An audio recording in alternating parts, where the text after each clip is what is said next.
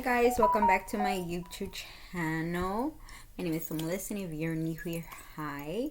I am Melissa and I speak about missing children cases in my channel. So today I do have a case. So today's case is about two brothers, and I think this is a second video that I do of two siblings. There was one that I did about a twin. They were twins, and this one, which I think it was like the first twin missing case at that time, and then this one is just two brothers. So don't forget to subscribe, y'all, and don't forget to hit that bell so you can be notified every time I upload a new video.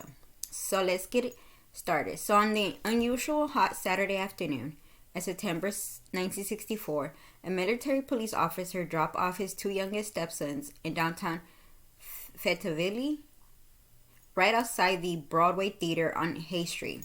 I know I'm saying that right, so let me just see how you pronounce that.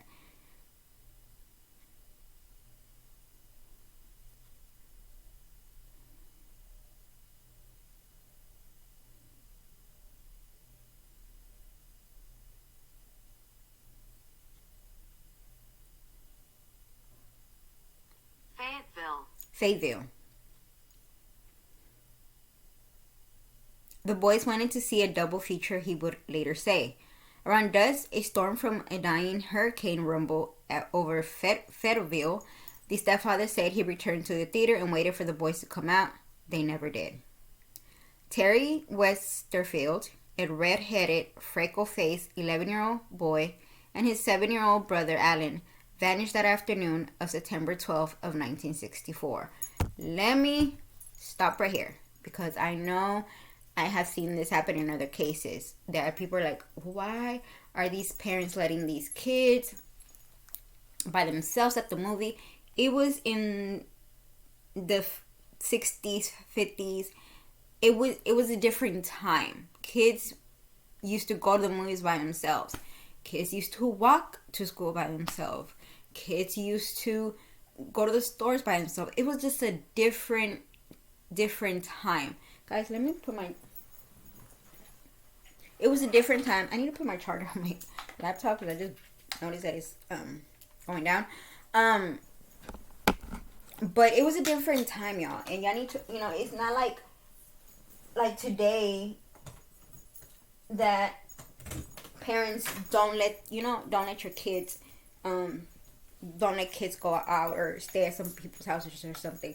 I remember my mom, she had a friend, and she had her friend had a lot of boys and only one girl, and so that was the only person. No, there was two friends that she would let us stay at the house, and that's because she knew both of them. But other than that, no. And if we wanted to go to a movies, she would get out of the car and walk us to the movie theater. I remember my first date. Mind you, my ex at that time knew my mom because his sister was best friends with my sister, so that's how we knew each other. No, she walked me. She walked me to the theater. I'm over here telling her, you could just park. He's right there. No, she walked me to the damn theater. She stood there with us to buy the tickets. Once we bought the tickets, she took us to the door and left. I was so embarrassed. I was like, oh my Jesus. What? No. So you see the difference, in the 60s and the 50s, it was more common to do that. But nowadays, I think now parents are more kind of strict. Not strict, but more, precautious of who we let our children go around, or who, do we take them to the bus stop by themselves? I remember in my old neighborhood, I used to see moms that mind you, these are high school kids that would be with their moms waiting for the bus. It was just a different time back there, because I don't want people to think well, why would he leave them alone? Yeah, well, that's how it was. Okay. Anyways, back to the story.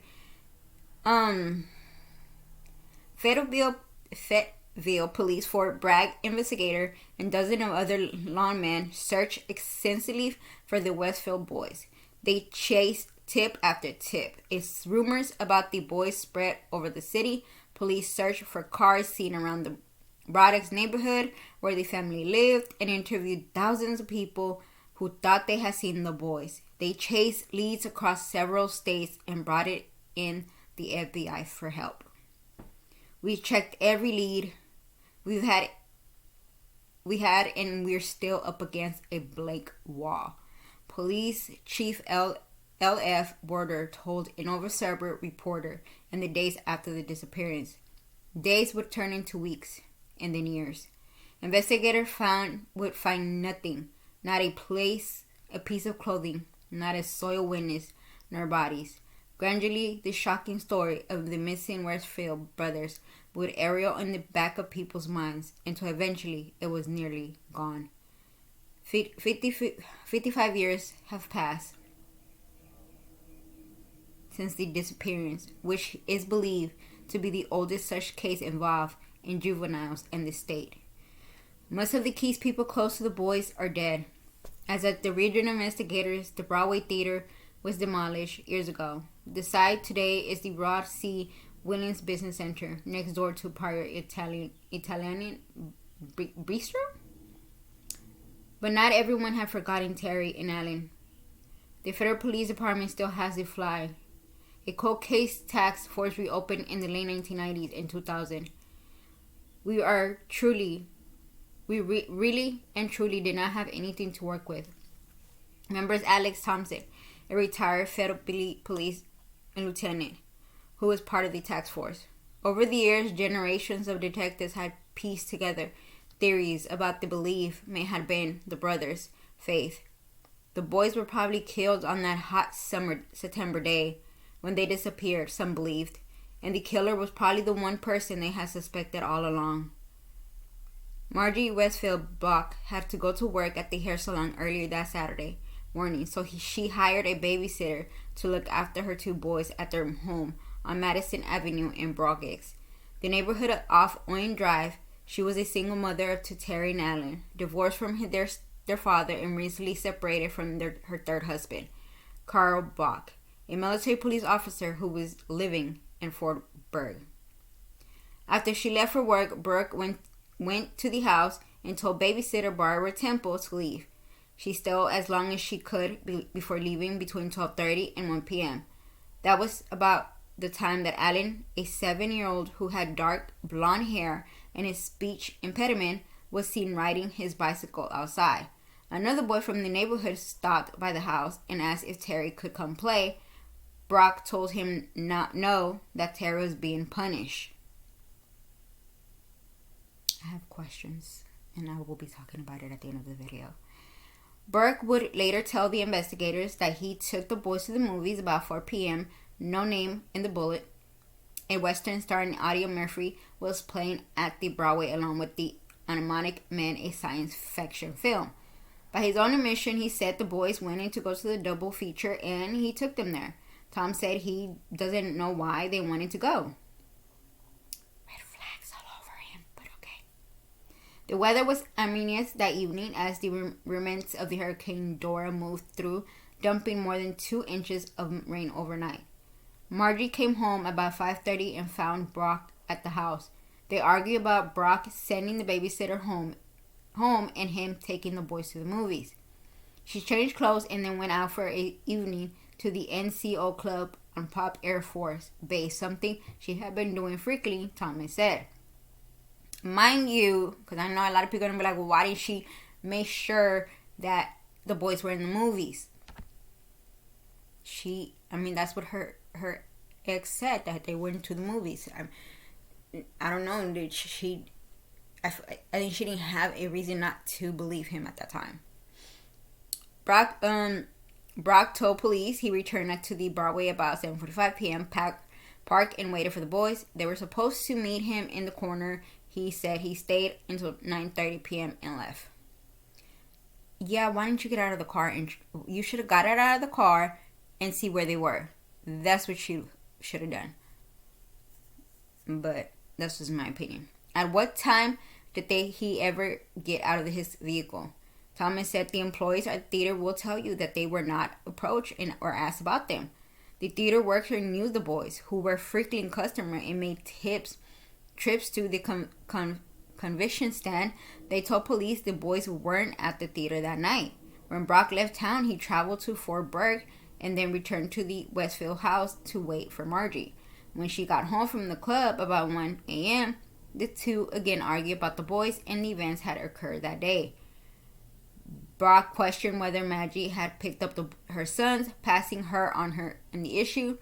He keeps stressing that he dropped them off at the movie, Tom said. At 2 a.m., Margie had heard enough. She called the police and told them that her sons were missing. Mind you, they were never at. He has red flags all over while I'm reading this. Things were complicated for Margie, who got married young and would find herself caught between two biological father and her third husband, Brock. Thompson discovered the strained relationship when he began looking into the case, and after talking with Margie before her death. Margie was 18 when she first met Brock, who was 10 years older, in the Fort Bragg Post Exchange where she worked at the time. Brock, whose family immigrated from the United States from Germany when he was a boy, had enlisted in the Army in 1945. Earlier in his military service, he was charged with a crime, Thompson said. And why did y'all keep him? I don't know. Y'all really must have needed people to keep him in the Army, but whatever. I wanted to say it was robbery or assault, but regardless, he was sentenced and served time in the Leavenworth in the federal prison, Kansas. Brock was given the choice of serving his sentence or returning to active duty. Thompson said he was released from prison, made a military police officer, and eventually assigned to a unit at Fort Bragg. Although she found him to be a gentleman, Thompson said Margie regarded Brooke as more of a brother than a boyfriend.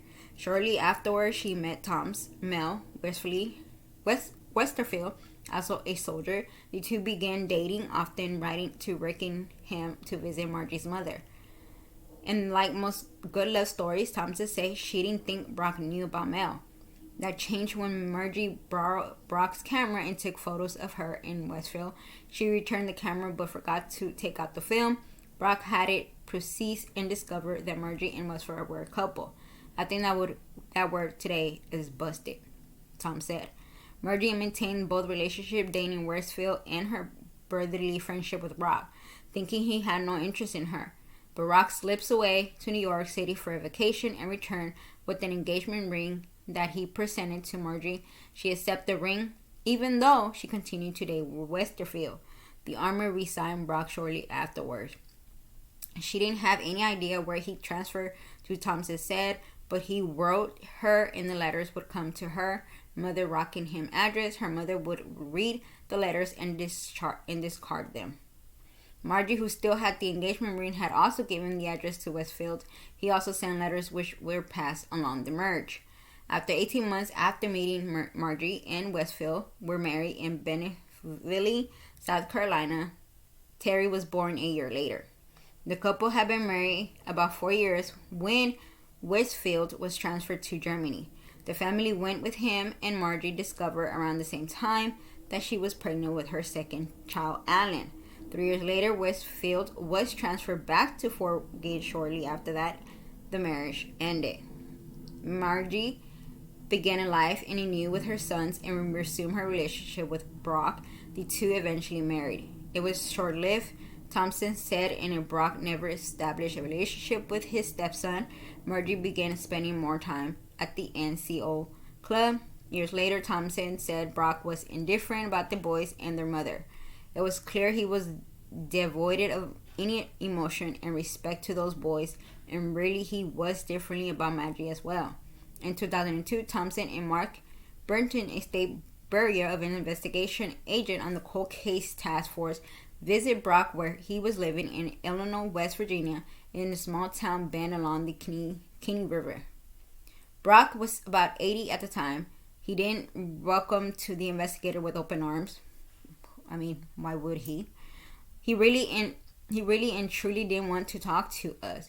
But I think he was integrated and wanting to know what we knew. Tom said he toyed with us throwing out information, seeing where we would go with it, or he'll go silent to see how much we actually knew. And in 2012, Fayetteville Police Detective Mike Burr and Thompson interviewed Brock again. This time, they traveled to Tomana, Wisconsin, a small city about 50 miles east of Mississippi River. Brock showed no concern as the fate of the brothers, and the investigators said.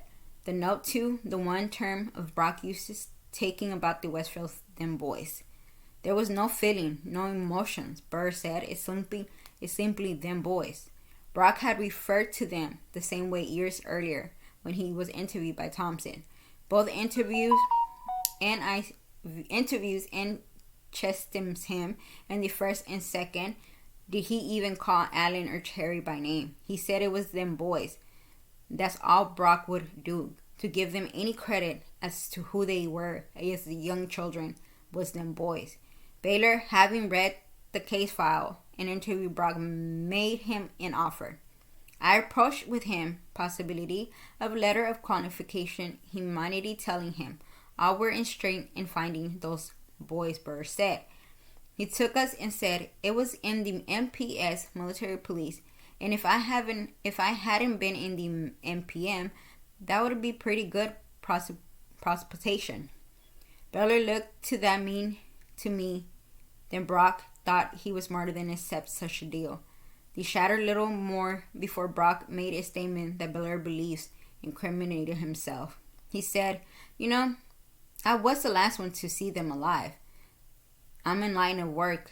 Pretty much that's a confession, Burr said. Brock died in Tama on May 9th of 2016 at the age of 93. He never remarried, and he was buried with military honors. No. Nope.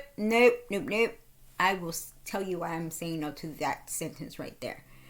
Westfield never stopped looking for his sons. He documented his efforts in a diary. He actively reports leads on his own. Tom said he would go wherever a person would give him a clue. He consulted mediums and they would give him direction and he would pursue it. In 1978, Westfield committed suicide. He's buried across Creek Cemetery No. 4. Margaret remarried and lived much of the remainder of her life in Louis, South Carolina. I think Unlimited will. I know this to be true because she said so. She found herself responsible for those kids.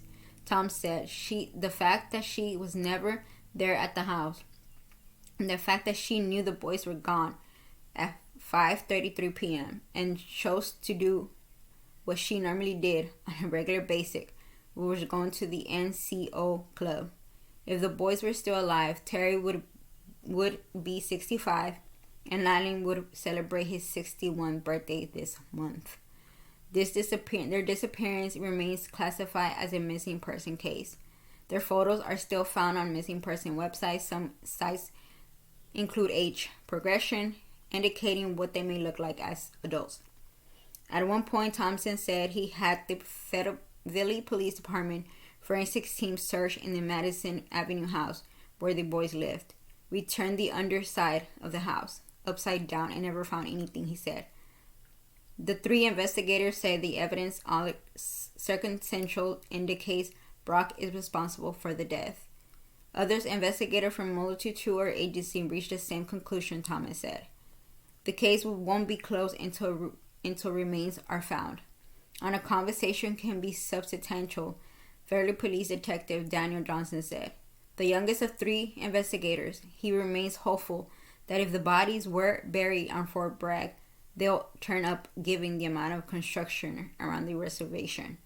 I'm also a cynic there could be a witness or two who never said anything. For instance, Brock, after this, lived all over the world in the United States. Johnson said maybe someone out there will see your article and will say, hey, I had a conversation with this guy 15 years ago. Over the years, Margie never gave up hope that her boys would be found. In a 1994 interview with The Observer, she told a reporter that she likely to think her sons were still alive. These are always a part of you, and that's what you want to believe. They're still alive somewhere, she said. I hope and pray that they will be found alive. But the only hope, sometimes, I don't think God will let me die without knowing what happened to my children. Marjorie died on February 27th of 2003 in Florence, South Carolina at age 60. The fate of her sons remains a mystery. And that is the case of these boys. Okay. So, I think we all know who did it. I mean, it's obvious because, one, why would you tell they were separated, so why would you tell the babysitter to leave? Mind you, she didn't leave sooner. I wonder if they talked to her, if they interviewed her after and asked her if she saw anything wrong with the boys, where the boys were scared or something, because kids do tend to, when they're around an adult that they don't like, or that they feel like the adult is kind of like give them bad vibes, if that makes sense. I wonder if they asked her that. I'm with the detective. I think he has something to do with it. I think he was just a jealous man and was mad because, it could be that he was mad because those were not his kids and there was another man's kids, or he was mad because he was jealous of the kids. You never know. I don't think that they should have buried him with his army, with the army, anything. They should have not buried him letting people know that he was in the army. I'm sorry. No. Sir, no. You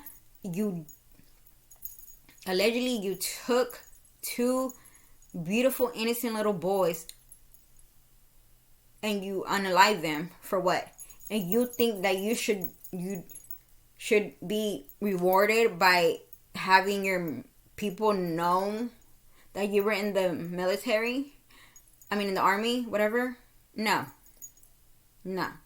You do not belong. I don't even know why they even let you. Why? After you got arrested for who knows what.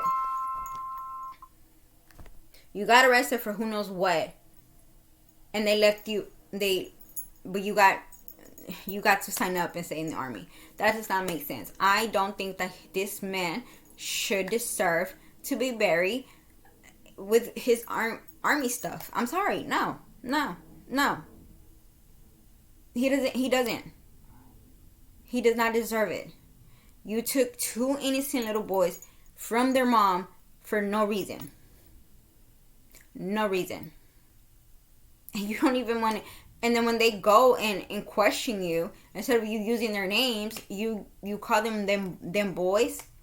So if you can't use their name, then you should not be allowed to be buried with your army stuff.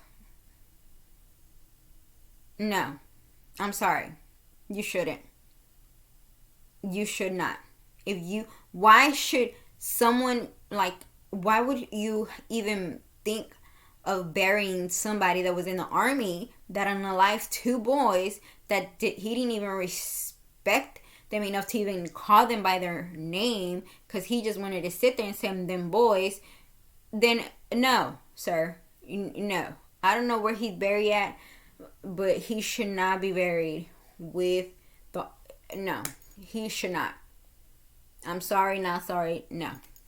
If y'all live around the area, let me know where he's buried at. I'm gonna actually try to see if I can find it too myself. But I really, in my opinion, I really don't think that he should even be buried with his army stuff. For no, you took two beautiful young men out of this world because you were jealous and you were just a mean person and you were an animal and you did not deserve to live the rest of your life the way you did. I hope you suffered, and I'm glad you did not get married, because God forbids, you probably wouldn't even have been a good husband anyway. So that's that.